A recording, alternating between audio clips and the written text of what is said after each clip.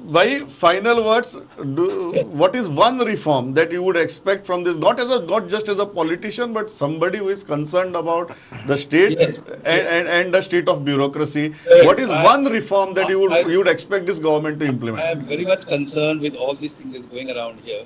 I have students before me. They are aspiring for jobs.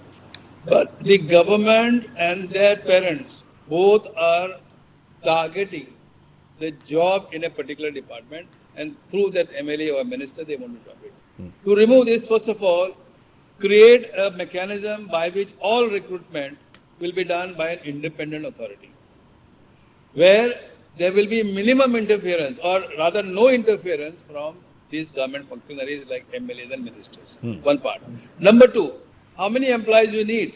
There has to be an assessment for a period of 5 years. And this assessment should be done by a government which comes in power after immediate elections. And the next 5 years, there is no recruitment. Not at the fag end of the term. Though not the faggot term. Yeah.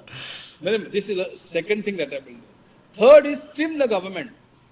If you want to give maximum governance, if you want to do, why do you want to go on adding people here? Use technology. IT, the IT part of it, e-governance was a concept which I brought in through experts like our former chairman of the Infotech Corporation. E-governance. You are saying by make maximum use of e-governance, Yes. reduce the number of government servants, streamline the administration, And see that in the private sector. make better use of finances, create employment opportunities beyond government sector, You said and make the process transparent.